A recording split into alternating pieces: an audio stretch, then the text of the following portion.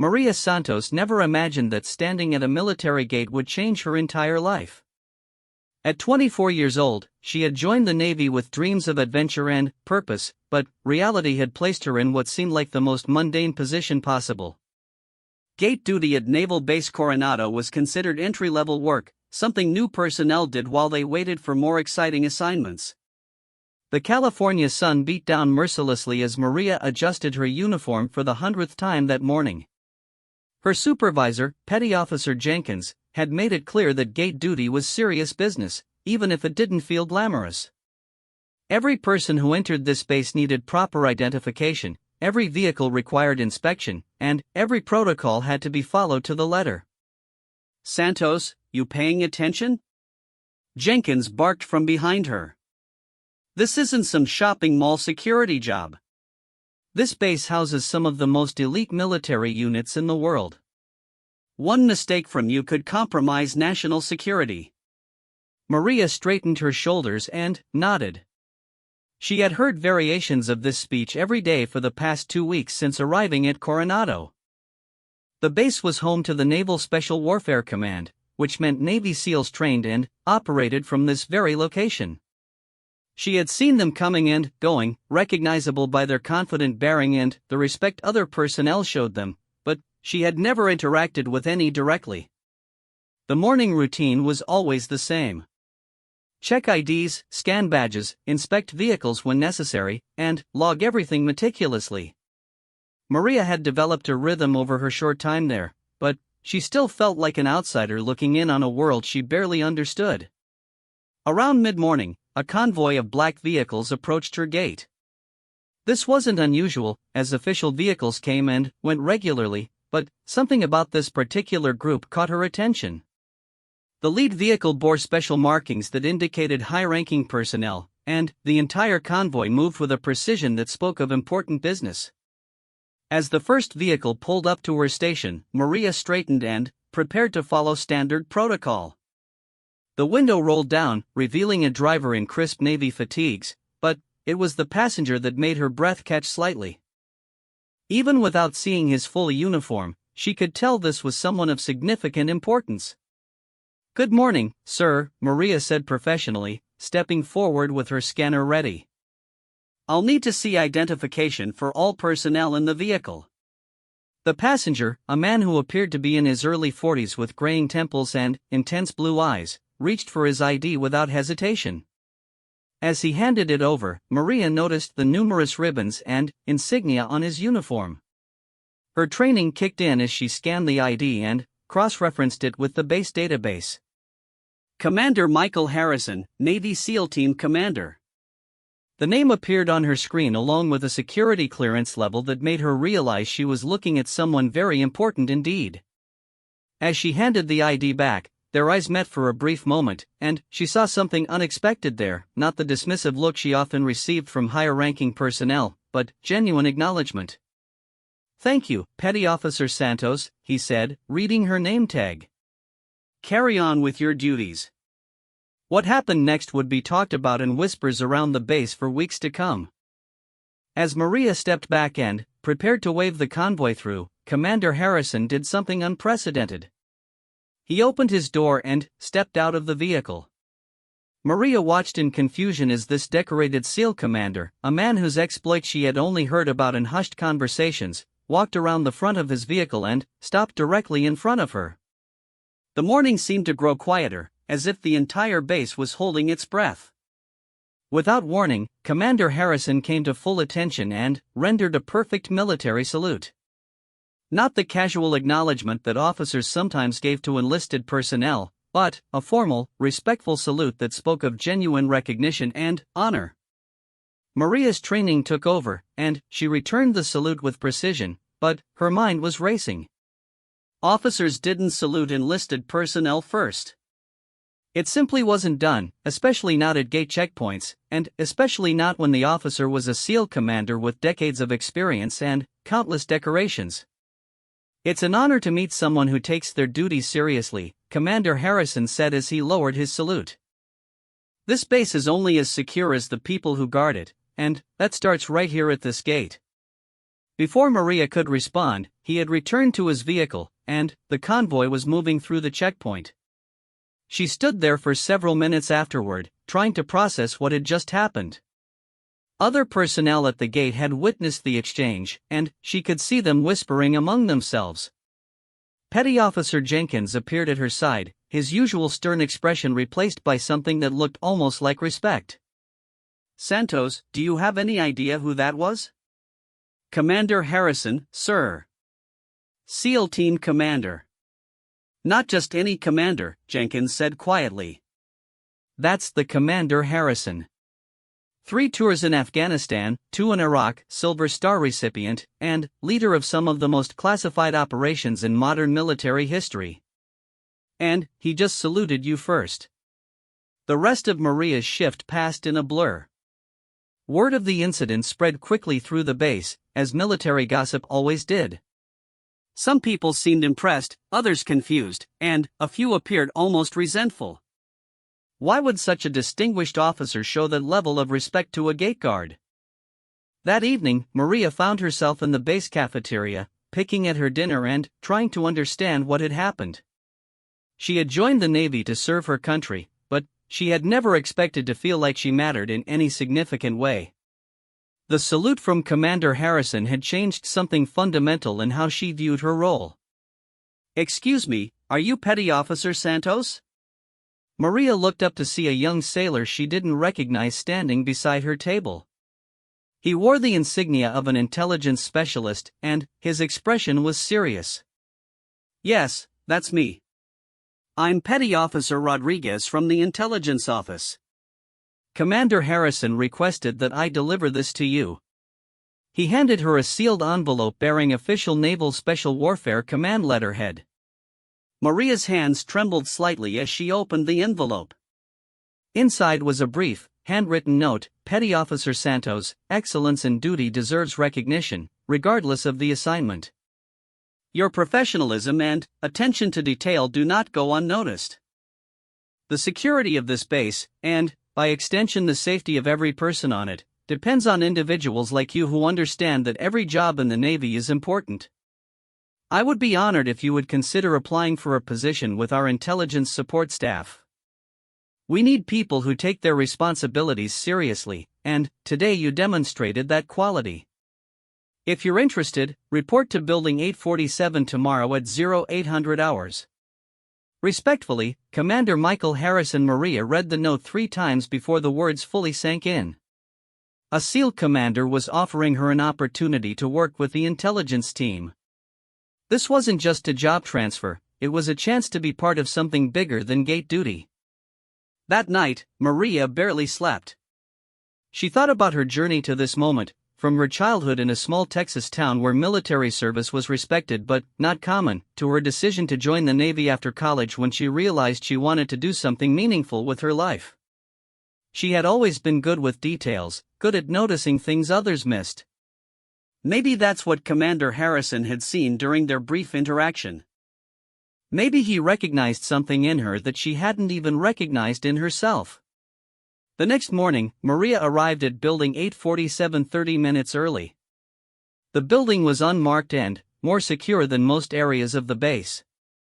After passing through multiple security checkpoints, she found herself in a waiting area with several other personnel who looked as nervous as she felt. Commander Harrison appeared promptly at 8 o'clock, and Maria was struck again by his commanding presence. He wasn't the largest man in the room, but when he spoke, everyone listened. "Ladies and gentlemen, thank you for being here. Each of you has been selected because you've demonstrated qualities that our intelligence support team requires: attention to detail, integrity, and the ability to perform under pressure. Over the next few days, you'll undergo evaluation to determine if you're suitable for this type of work." As he spoke, his eyes briefly met Maria's, and she saw the same acknowledgement she had noticed at the gate. She wasn't just another candidate, she was someone he believed had potential. The evaluation process was unlike anything Maria had experienced in her military career so far.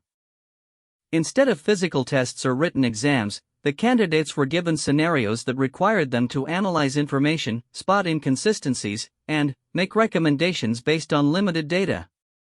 Maria found herself excelling at these exercises. Her natural attention to detail, combined with an intuitive understanding of patterns and relationships, seemed perfectly suited to intelligence work. She could see connections that others missed and identify potential problems before they became critical issues. On the third day of evaluation, Maria was called into Commander Harrison's office for a private interview. The space was spartanly furnished but filled with memorabilia from his distinguished career. Photos with various military and political leaders lined one wall, while his numerous awards and commendations occupied another. "Petty Officer Santos, have a seat," he said, gesturing to a chair across from his desk. "I've been reviewing your evaluation results, and I have to say, I'm impressed." "Thank you, sir. Tell me, what did you think about during those 3 seconds at the gate before you saluted back?" The question surprised Maria. She hadn't expected him to ask about their first encounter in such detail. "Honestly, sir, I was confused. Officers don't typically salute enlisted personnel first. I was trying to figure out if I had missed something in protocol." Commander Harrison smiled, the first time Maria had seen him do so. "That's exactly what I was hoping you'd say. You noticed the deviation from normal procedure, you processed it quickly, and you responded appropriately despite your confusion. Those are the kinds of instincts we need in intelligence work." He leaned back in his chair and studied her for a moment. The salute wasn't about rank, Petty Officer Santos. It was about recognition of duty well done. "I've been watching gate operations for years, and I've seen too many people who go through the motions without truly understanding the importance of their role.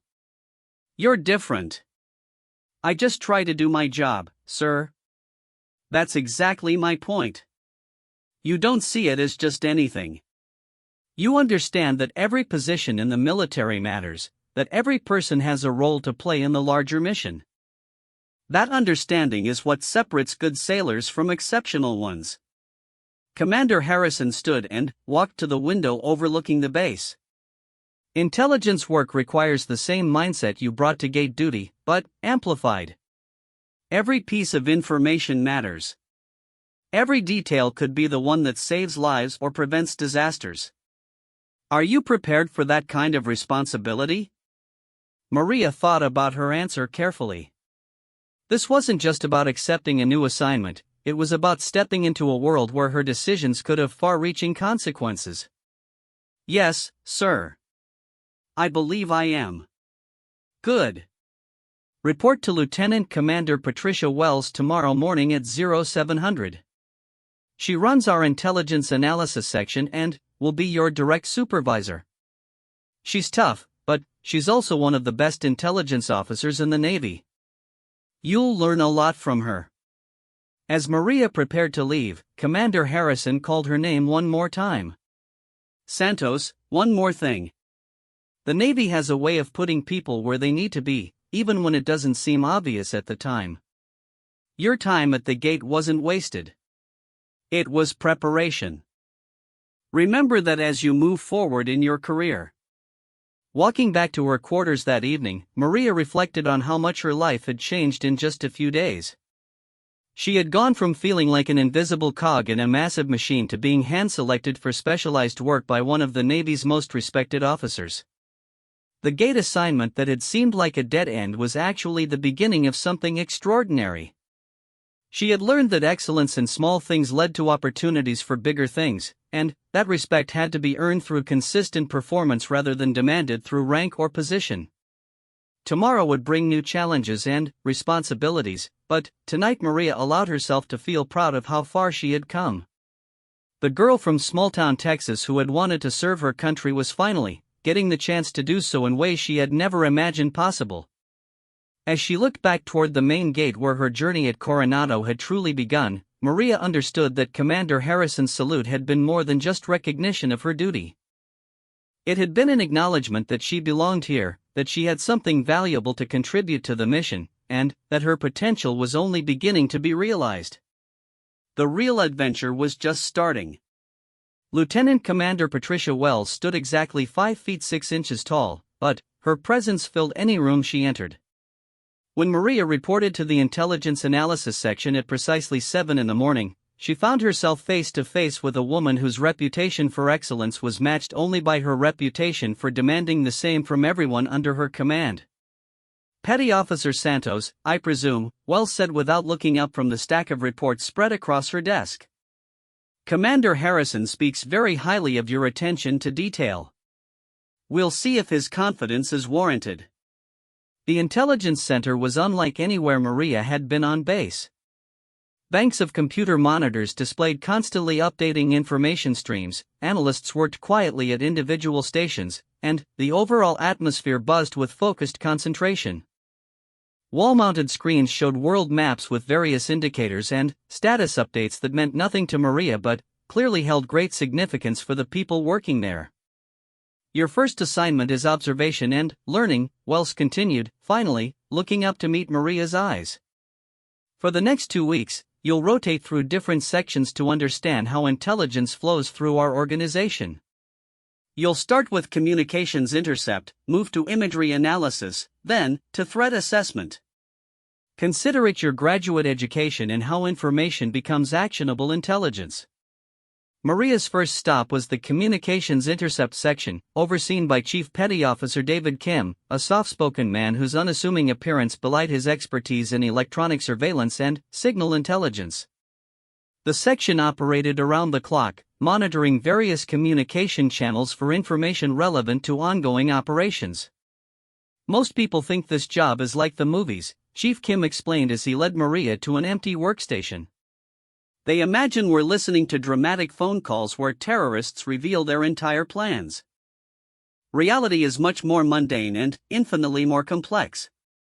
He showed her how analysts sifted through enormous volumes of intercepted communications, most of which contained nothing of intelligence value.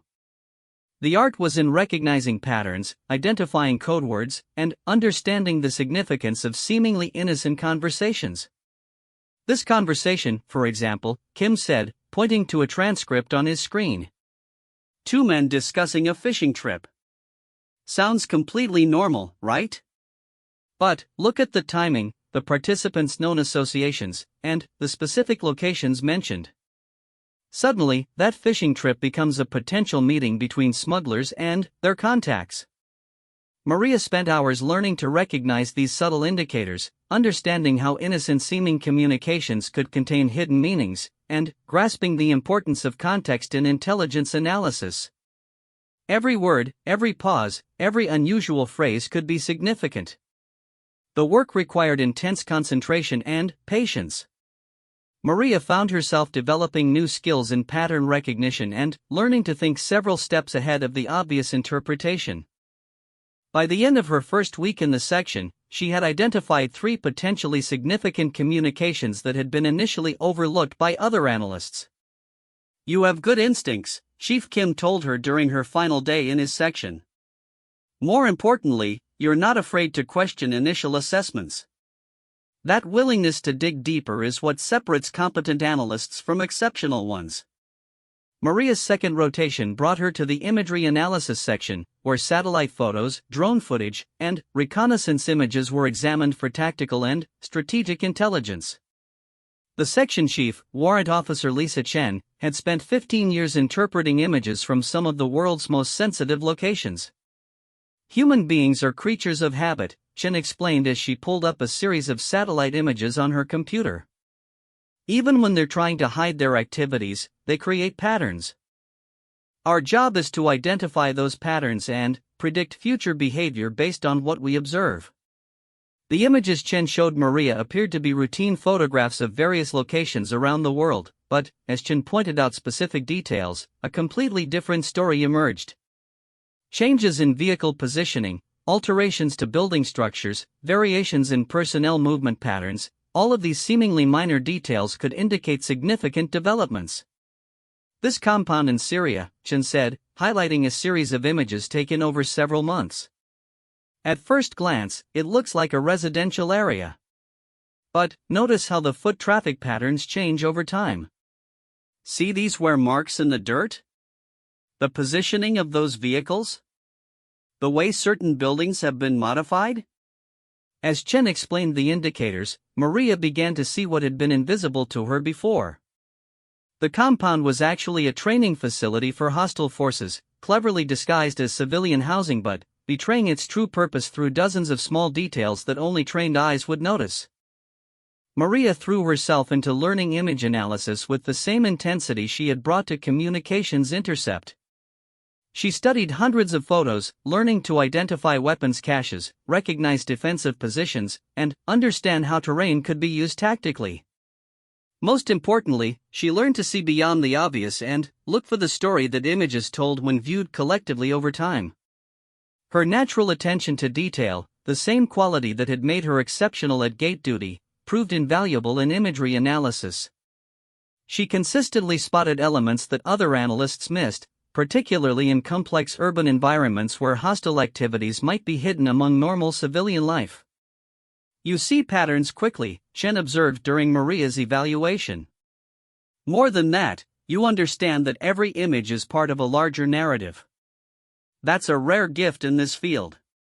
The third rotation took Maria to threat assessment, where all intelligence streams came together to create comprehensive pictures of potential dangers to American interests. This section was led by Lieutenant Commander Jason Torres, a former SEAL himself who had transitioned to intelligence work after a combat injury ended his operational career. Everything you've learned in the previous sections feeds into what we do here, Torres explained. Communications intercept tells us what people are planning. Imagery analysis shows us where they're doing it. Our job is to determine how serious the threat is and what we should recommend as a response. Threat assessment required a different kind of thinking than Maria's previous rotations.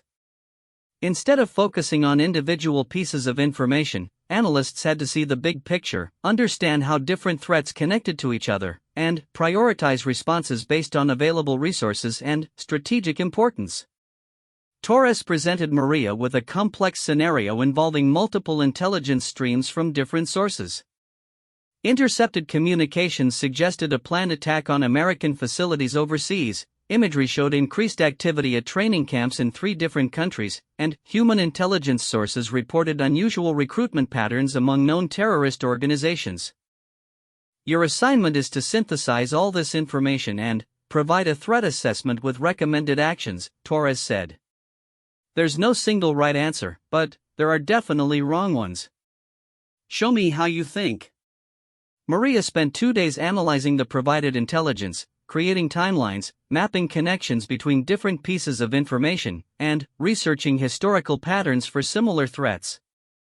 Her final assessment concluded that while the threat was real, it was likely still in early planning stages, giving American forces time to implement countermeasures. More importantly, her analysis identified a previously unnoticed connection between the recruitment patterns and a financial network that had been under investigation for money laundering. This connection suggested that disrupting the financial network could potentially prevent the attack while also damaging the broader terrorist infrastructure. Impressive work, Torres told her during the debrief. You didn't just analyze the immediate threat, you found an opportunity to address the underlying problem. That kind of strategic thinking is exactly what we need in this business. By the end of her 3-week rotation through the different intelligence sections, Maria had gained a comprehensive understanding of how information moved through the naval intelligence system. More than that, she had discovered that her natural skills were perfectly suited to this type of work. Lieutenant Commander Wells called her in for a final evaluation meeting. The 2 weeks had stretched to 3 as Maria's supervisors requested additional time to properly assess her capabilities, and the results had exceeded everyone's expectations. I've received outstanding evaluations from all 3 section chiefs, Wells began. More importantly, each of them has specifically requested that you be assigned to their section permanently. That's unusual for someone with your limited experience. Maria waited quietly, understanding that Wells wasn't finished with her assessment. However, Commander Harrison and I have discussed a different opportunity for you. Your performance across all intelligence disciplines suggests that you might be better suited for a more specialized role. Wells pulled out a folder marked with security classifications that Maria had never seen before. There's a joint task force being formed to address emerging threats in the Pacific region. They need analysts who can work across traditional boundaries, people who understand communications, imagery, and threat assessment equally well. The position requires top-secret clearance and involves significant travel. The opportunity Wells described sounded like everything Maria had hoped for when she joined the Navy, but she also understood that accepting would mean leaving the relative safety of shore-based assignments for potentially dangerous work in active operational areas. I should mention, Wells continued, that this task force reports directly to Commander Harrison. He specifically recommended you for the position based on your performance here and his initial assessment of your character. Maria thought about the path that had brought her to this moment. 6 months ago, she had been checking IDs at the main gate, feeling like her military service was going nowhere. Now she was being offered a chance to work at the highest levels of naval intelligence on missions that could affect national security. What would my specific responsibilities be? Maria asked. You'd be part of a 3-person intelligence cell supporting SEAL operations in the Pacific. Your job would be to provide real-time analysis during missions, brief operators on threat conditions, and coordinate intelligence sharing between different agencies. It's demanding work with significant responsibility. The weight of what Wells was describing settled on Maria. She wouldn't just be analyzing intelligence from the safety of an office, she'd be directly supporting operators whose lives depended on the accuracy and timeliness of her work. When would I need to decide? Commander Harrison needs an answer by tomorrow morning. If you accept, you'll start an intensive 6-week training program next Monday. The program will prepare you for the security clearance investigation and teach you the specialized skills you'll need for operational intelligence support. That evening, Maria walked the base perimeter, thinking about her decision. She called her parents in Texas, who listened proudly as she described the opportunity, though she couldn't share most of the details due to security restrictions. Mija, you've always been good at seeing things others miss, her mother said. If these people think you can do this job, maybe you should trust their judgment. Her father, a retired police officer, offered different perspective. The military doesn't offer these kinds of opportunities to just anyone. They must see something special in you. But, remember, with great opportunity comes great responsibility. Are you ready for that? Maria spent most of the night considering her father's question. Was she ready for the responsibility of supporting life-or-death missions? Could she handle the pressure of knowing that her analysis might determine whether operations succeeded or failed? As dawn broke over the Pacific, Maria realized she had her answer. The same sense of duty that had made her excel at gate security, the same attention to detail that had impressed her intelligence supervisors, and the same desire to serve meaningfully that had brought her to the Navy in the first place, all of these pointed toward accepting the challenge. She reported to Commander Harrison's office at 8 o'clock sharp. I accept the assignment, sir. Commander Harrison smiled, the same expression she had seen during her first evaluation interview. I thought you might. Your training begins Monday morning. Fair warning, it's going to be the most challenging thing you've ever done. But, I believe you're ready for it. As Maria left his office, she reflected on how much her life had changed since that morning at the gate when a SEAL commander had surprised her with an unexpected salute. She was about to begin training for work she had never imagined possible, supporting missions she couldn't yet fully comprehend, in service of objectives that would test every skill she possessed. The gate assignment had taught her that excellence in small things led to opportunities for bigger things. Now she was about to discover just how big those opportunities could become. Her real education in naval intelligence was about to begin, and, with it, her transformation from a gate guard with potential into an intelligence professional whose work would directly impact American military operations around the world. The girl from Texas who had wanted to serve her country was finally getting her chance, and she intended to make the most of it. The training facility where Maria reported on Monday morning looked nothing like the rest of Naval Base Coronado. Hidden behind multiple security checkpoints and surrounded by nondescript buildings, the Joint Intelligence Training Center operated in almost complete secrecy. Even the entrance was unmarked, identifiable only by the armed guards and sophisticated security equipment that screened everyone entering or leaving. Maria arrived to find 11 other military personnel from various branches and ranks, all selected for the same specialized intelligence program. They represented the Army, Air Force, Marines, and Navy, but, despite their different backgrounds, they shared one common characteristic: each had demonstrated exceptional analytical abilities in their previous assignments. The program director was Captain Sarah Mitchell, a career intelligence officer whose reputation for creating outstanding operational analysts was legendary throughout the military intelligence community. Captain Mitchell's opening briefing made it clear that the next 6 weeks would be unlike any training the participants had previously experienced. "Ladies and gentlemen, you're here because standard intelligence training isn't sufficient for the work you'll be doing," Captain Mitchell announced to the assembled group. "You'll be supporting operators in real time in hostile environments, where your analysis must be accurate, timely, and actionable. There's no room for error when people's lives depend on your judgment." The first week focused on advanced analytical techniques and rapid decision-making under pressure. Maria and her fellow trainees were presented with streams of intelligence data and given increasingly shorter time limits to provide comprehensive assessments. The exercises simulated the high-stress conditions of actual operations, where analysts might have minutes rather than hours to process critical information. Maria discovered that her previous rotations through different intelligence sections had provided excellent preparation for this advanced training. While other participants struggled to quickly shift between communications intercept, imagery analysis, and threat assessment, Maria found herself comfortable working across all intelligence disciplines simultaneously. The second week introduced operational security protocols and communications procedures used in active mission environments.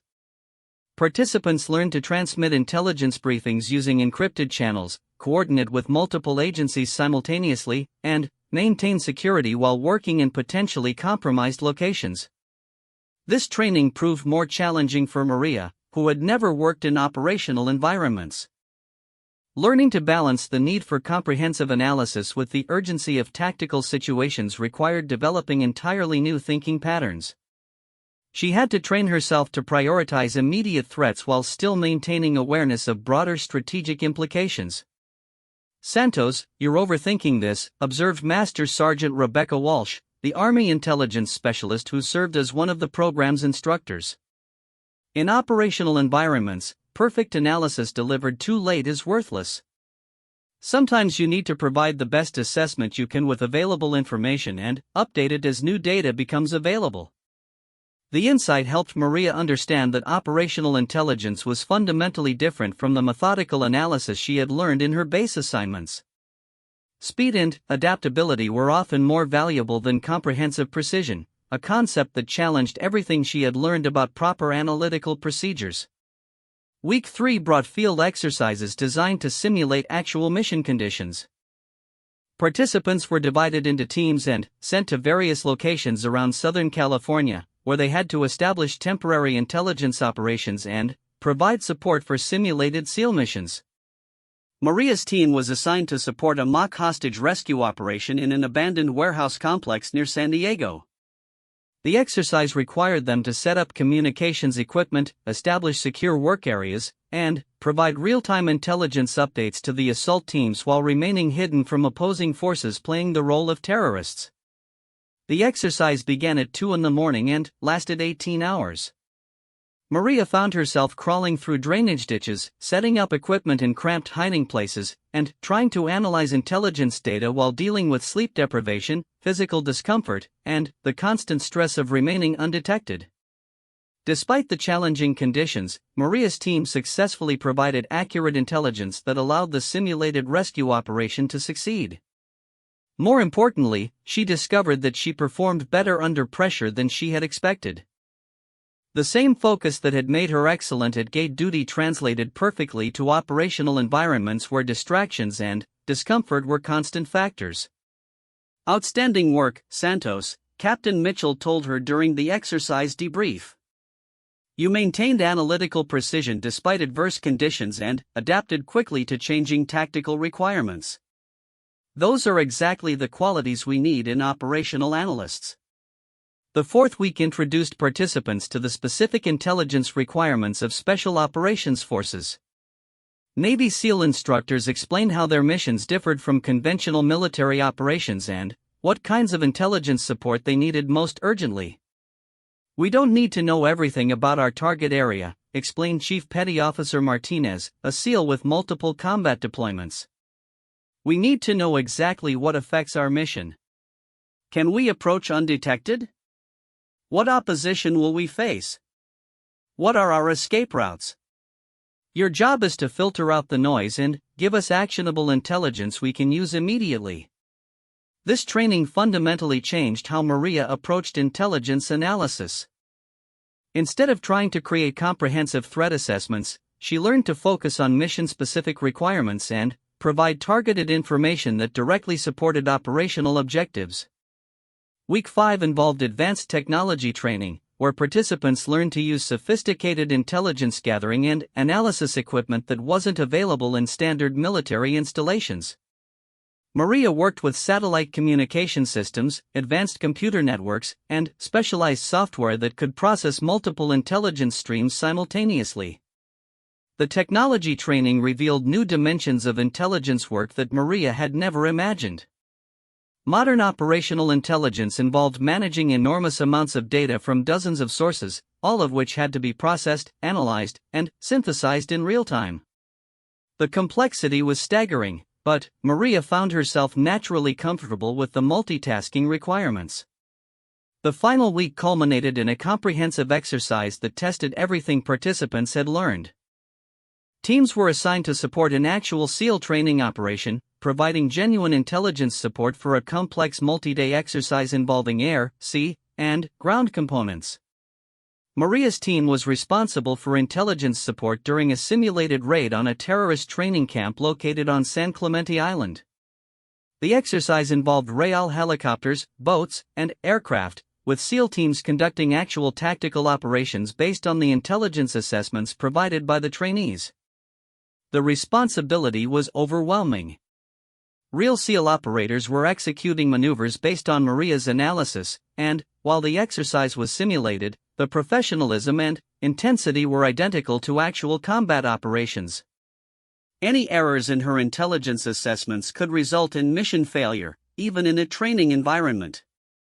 Maria spent 3 days providing continuous intelligence support, working 18-hour shifts while coordinating with multiple intelligence agencies, analyzing real-time surveillance data, and briefing SEAL commanders on changing tactical conditions. By the end of the exercise, she was exhausted but exhilarated. "This is what we do," Chief Martinez told her during the final debrief. "You've just experienced what it's like to support real operations. How do you feel about it?" Maria considered the question carefully. The past week had been the most challenging and demanding experience of her military career, but also the most rewarding. For the first time since joining the Navy, she felt like she was directly contributing to mission success in ways that mattered. "I want to do more of it," she answered honestly. Captain Mitchell's final evaluation meeting took place in her office overlooking the Pacific Ocean. Maria had successfully completed all training requirements and demonstrated exceptional performance throughout the program, but she understood that graduation was only the beginning of her real education in operational intelligence. "Your instructors have provided uniformly excellent evaluations," Captain Mitchell began. "More importantly, the SEAL operators who worked with you during the final exercise have specifically requested that you be assigned to their units for future operations." The compliment meant more to Maria than any formal commendation could have. Earning the respect and confidence of experienced operators represented the ultimate validation of her training and abilities. "Your first assignment will be with SEAL Team 7, supporting Pacific operations under Commander Harrison's overall command. You'll deploy to Guam next month as part of a forward intelligence cell responsible for threat assessment and mission planning throughout the region. Captain Mitchell handed Maria a thick folder containing her new orders and security briefings.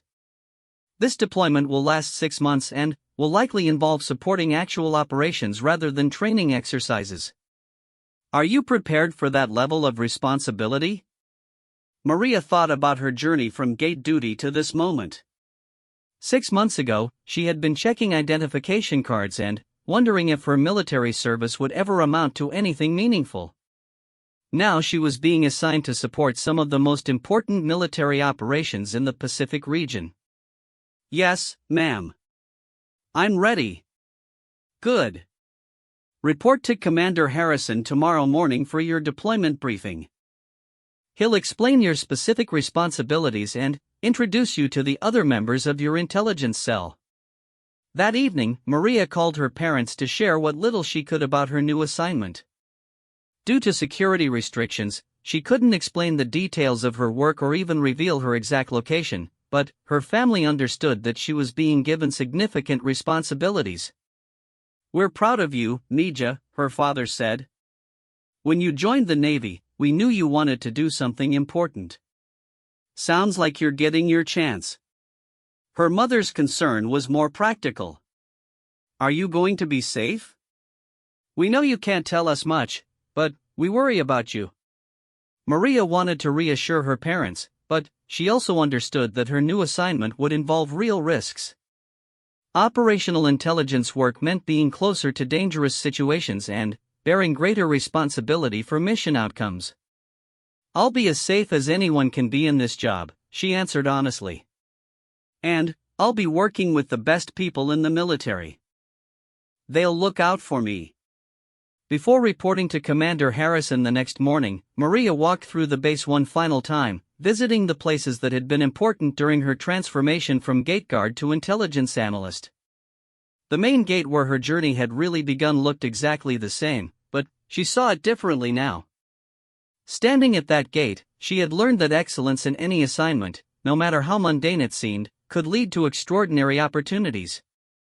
That lesson had carried her through intelligence training and would guide her through whatever challenges lay ahead in her operational assignment.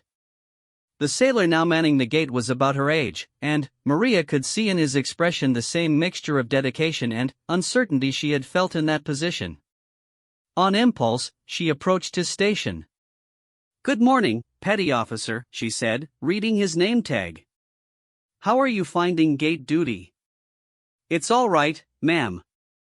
Not exactly what I expected when I joined the Navy, but I'm trying to do my best." Maria smiled, remembering her own feelings in that same position. "Keep doing your best. You never know who's watching or what opportunities might come from taking your duties seriously." As she walked away, Maria reflected on how far she had come since that morning when Commander Harrison's unexpected salute had changed her perspective on her role in the Navy. Tomorrow she would begin work that she couldn't have imagined when she first put on her uniform, supporting missions that could affect national security and American interests around the world. The gate assignment had taught her that every job in the military mattered. Her intelligence training had shown her how different specialties worked together to create operational success. Now she was about to discover what it meant to put that knowledge to work in real-world situations where the stakes were higher than she had ever experienced. The transformation from gate guard to operational intelligence analyst was complete, but Maria understood that her real education was just beginning. The flight to Guam stretched across the Pacific for what seemed like an eternity, giving Maria time to study her deployment briefings and contemplate the magnitude of her new assignment. As the aircraft descended toward Andersen Air Force Base, she could see the strategic importance of this small island that served as America's forward operating base in the Pacific region. Guam represented the front line of American military presence in a region where tensions with China and North Korea created constant potential for conflict. The island hosted Air Force bombers, Navy submarines, and Marine expeditionary units, but, most relevant to Maria's assignment, it also served as the forward headquarters for naval special warfare operations throughout the Pacific. Commander Harrison met her at the airfield personally, a gesture that reinforced the importance he placed on intelligence support for his operations. Riding in his vehicle toward the naval facility, Maria got her first real understanding of the operational environment she would be working in. The Pacific is different from other theaters, Commander Harrison explained as they drove through the base. Distances are vast, intelligence is often limited, and our operators frequently work in isolation from normal support structures. Your job will be to ensure they have the information they need to succeed and return safely. The Joint Intelligence Center on Guam was a far cry from the training facility where Maria had learned her skills. Banks of computers displayed real-time information from across the Pacific, while large screens showed satellite imagery, ship movements, and intelligence summaries that painted a comprehensive picture of regional activities. Maria was introduced to her intelligence cell teammates, Lieutenant Commander David Park, a veteran intelligence officer with extensive Pacific experience, and Senior Chief Petty Officer Amanda Rodriguez, a communications specialist who had supported special operations for over 15 years. Together, they formed the primary intelligence support unit for SEAL operations in the region. "Your timing is perfect," Lieutenant Commander Park told Maria during her first briefing. "We've been tracking increased naval activity around the Spratly Islands, and there are indications that hostile forces might be planning something significant. Our SEALs may need to conduct reconnaissance operations in the area within the next few weeks." The Spratly Islands represented one of the most contested areas in the Pacific, claimed by multiple nations but increasingly dominated by Chinese military installations. American policy required constant monitoring of activities in the region, which often meant sending small SEAL teams to observe and report on developments that could affect regional stability. Maria's first assignment involved analyzing patterns of activity around a series of artificial islands that China had constructed in the disputed waters. Using satellite imagery, communications intercepts, and reports from various intelligence sources, she needed to determine whether recent changes in activity levels indicated preparation for some kind of military action. The work required all the skills she had developed during training, but applying them to real-world situations proved more complex than any simulation. Unlike training exercises with clear objectives and defined parameters, actual intelligence analysis involved dealing with incomplete information, conflicting reports, and the constant pressure of knowing that operational decisions would be based on her assessments. Maria spent days studying satellite images of the artificial islands, learning to recognize normal patterns of activity and identify deviations that might indicate military preparations. She coordinated with communications intercept units to track radio traffic in the area and worked with human intelligence sources to gather additional information from contacts throughout the region. After a week of intensive analysis, Maria identified a pattern that concerned her. Construction activity on one of the islands had shifted from civilian infrastructure projects to what appeared to be military fortifications. Communications traffic had increased significantly, particularly encrypted transmissions that suggested high-level military planning. Most troubling, the movement of personnel and equipment to the island followed patterns consistent with preparations for amphibious operations. "I think they're planning something," Maria told Lieutenant Commander Park during her briefing. "The activity patterns suggest military preparations, possibly for operations against other disputed islands in the chain." Park studied Maria's analysis carefully, examining the evidence she had compiled from multiple sources. Her assessment was thorough and well-supported, but the implications were serious enough to require careful consideration. "If you're right, we need to get eyes on the situation immediately," Park said. "I'm going to recommend that Commander Harrison authorize a reconnaissance mission to confirm your assessment." 2 days later, Maria found herself in the mission planning room as Commander Harrison and his staff prepared for a covert reconnaissance operation. Her intelligence assessment had convinced leadership that the threat was credible enough to justify sending a SEAL team to gather more detailed information. "Santos, your analysis will guide this entire operation," Commander Harrison told her as the planning session began. "The team needs to know exactly where to look, what to photograph, and what information is most critical for confirming or refuting your assessment." The weight of responsibility was unlike anything Maria had experienced. Real operators would be risking their lives in hostile territory based on her analysis, and the information they gathered would potentially influence major strategic decisions about American policy in the region. The mission planning process revealed the complexity of special operations in contested areas. The SEAL team would have to approach the target island undetected, conduct surveillance without being discovered, and extract with actionable intelligence while avoiding Chinese patrol boats and aircraft that regularly monitored the area. Maria's role involved identifying the best observation positions for the team, predicting patrol schedules based on her analysis of activity patterns, and providing real-time intelligence updates during the mission. She would remain at the Joint Intelligence Center throughout the operation, serving as the primary link between the reconnaissance team and higher headquarters. The mission launched on a moonless night, with 6 SEALs departing Guam aboard a specially configured submarine that could approach the target area without detection.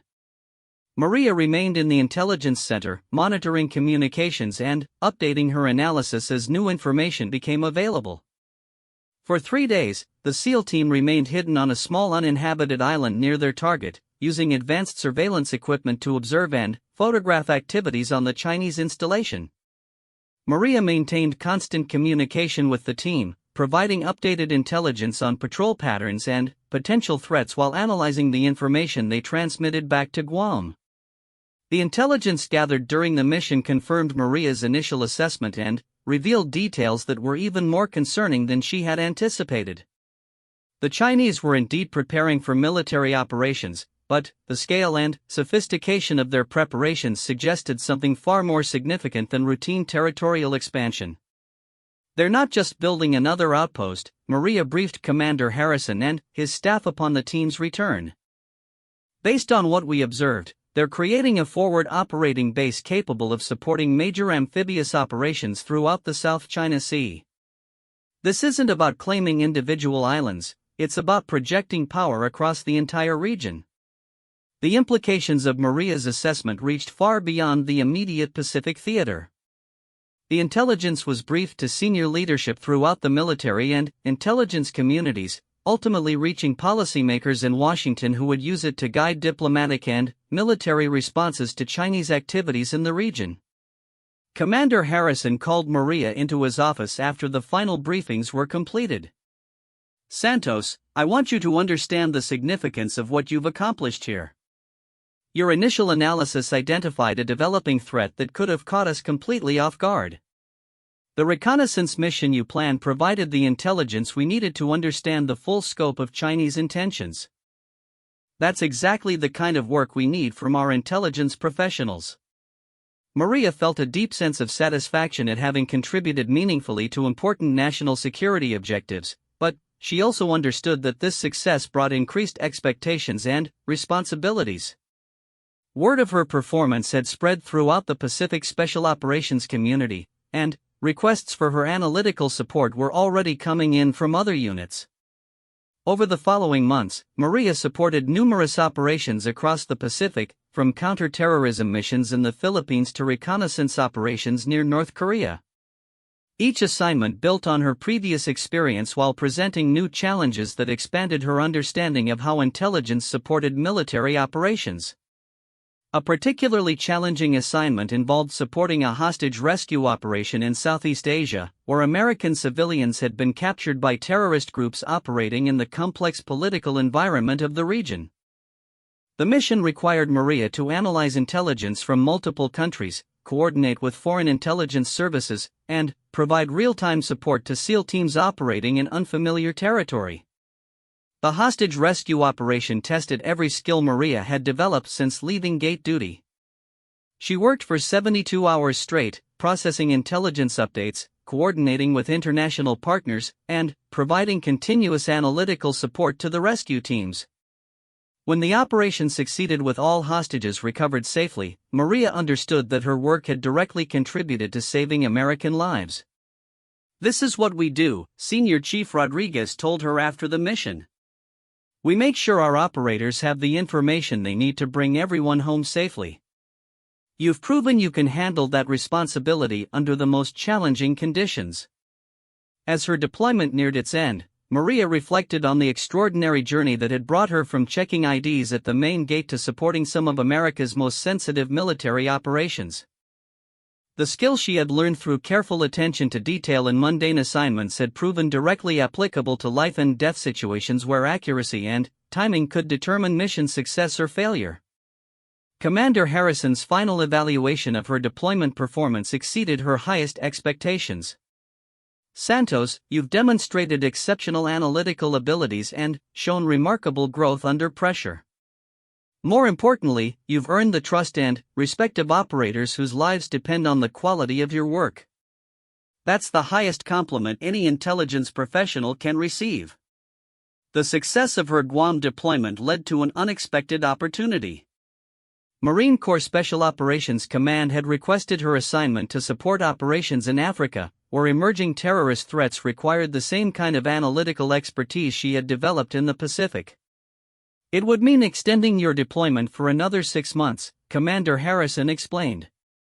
"The Marines specifically requested you based on your performance here. It's a significant vote of confidence in your abilities." Maria considered the offer carefully. The past 6 months had been the most challenging and rewarding period of her military career, but they had also been exhausting. The constant pressure of supporting real-world operations, the irregular schedules, and the stress of knowing that lives depended on her work had taken a toll. At the same time, she recognized that these opportunities to support critical missions were exactly what she had hoped for when she first put on a Navy uniform. The gate duty that had seemed like such a dead end had led to experiences and responsibilities she could never have imagined. "I'll take the assignment," Maria told Commander Harrison. "This is the work I want to do."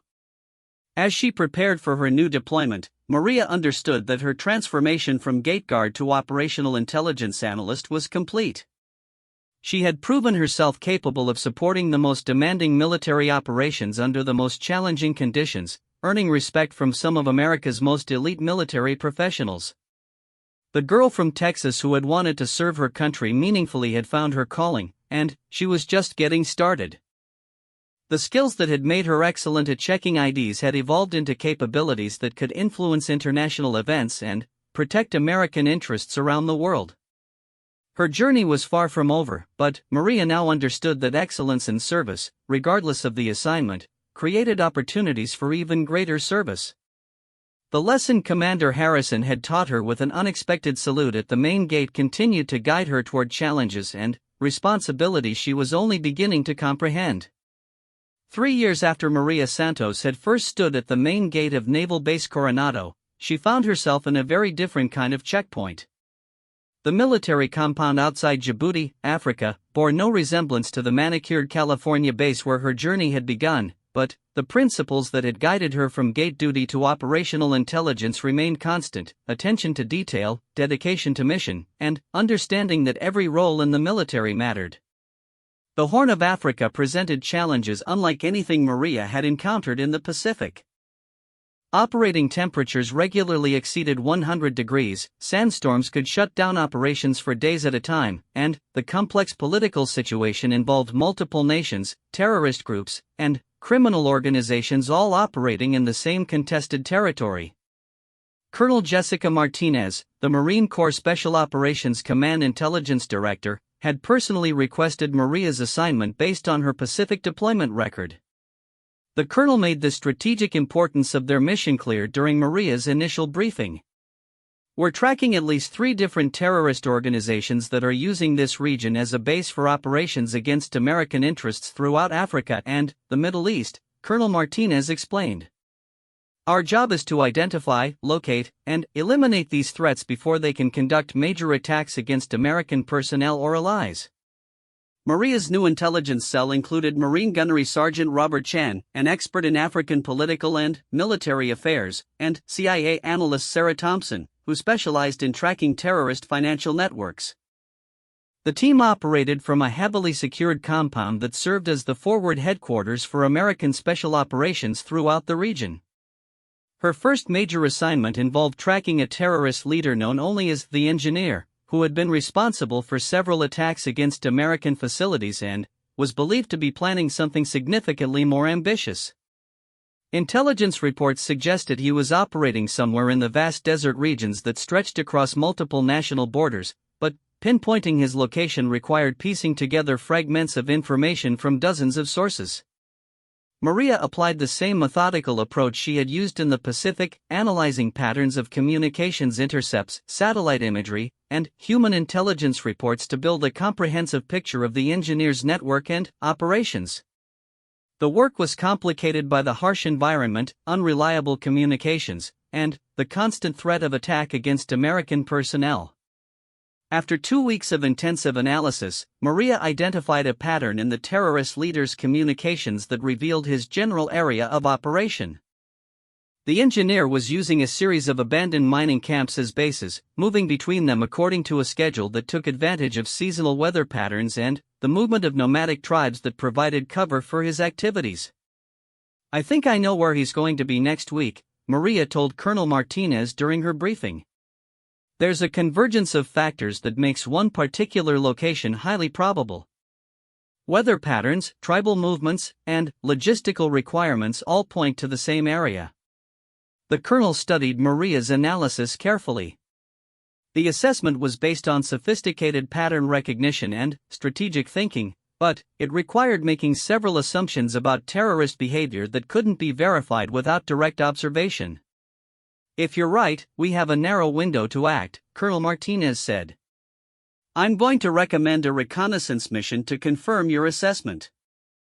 If the target is where you think he is, we'll follow up with a capture or kill operation." 3 days later, Maria found herself supporting another high-stakes mission as a Marine Force reconnaissance team prepared to infiltrate deep into hostile territory to locate the engineer. The operation would require the Marines to operate independently for up to a week in desert conditions while avoiding detection by both terrorist forces and local military units. The mission planning process in Africa proved even more complex than Pacific operations had been. Environmental factors played a crucial role in operational success, from sandstorms that could provide cover but also disable equipment, to extreme temperatures that affected everything from weapons performance to human endurance. Maria's responsibilities included predicting weather patterns, analyzing terrain features that could affect team movement, and providing continuous intelligence updates throughout the operation. She would remain at the forward operating base, serving as the link between the reconnaissance team and higher headquarters while updating her analysis based on real-time developments. The mission launched before dawn, with 8 Marines departing in specially configured vehicles that could operate in extreme desert conditions. Maria maintained communication with the team throughout their approach to the target area, providing updated intelligence on potential threats and environmental conditions. For 5 days, the Marine team remained hidden in positions overlooking the suspected terrorist camp, using advanced surveillance equipment to observe activities and identify personnel. The intelligence they gathered confirmed Maria's assessment and revealed details about the engineer's network that exceeded everyone's expectations. "Target confirmed," came the message from the team leader on the 5th day. "We have positive identification of the primary objective and approximately 30 associated personnel. The site appears to be a major planning center rather than just a temporary camp." Maria coordinated the intelligence reporting process as information flowed from the reconnaissance team to analysts throughout the intelligence community. The engineer's capture had become a high priority for multiple agencies, and the intelligence gathered during the surveillance operation would guide the follow-up mission. "Outstanding work, Santos," Colonel Martinez told her as they prepared for the next phase of operations. "Your analysis led us directly to a target we'd been searching for over a year. Now we need to plan a capture operation that ensures we get him without losing our own people." The capture mission required even more complex planning than the reconnaissance operation had. The target site was located in territory contested by multiple armed groups, approaching it required crossing areas controlled by hostile forces, and the operation had to be executed quickly enough to prevent the engineer from escaping to another location. Maria worked around the clock to support the mission planning process, analyzing every aspect of the operational environment from weather patterns to local political conditions that might affect the mission.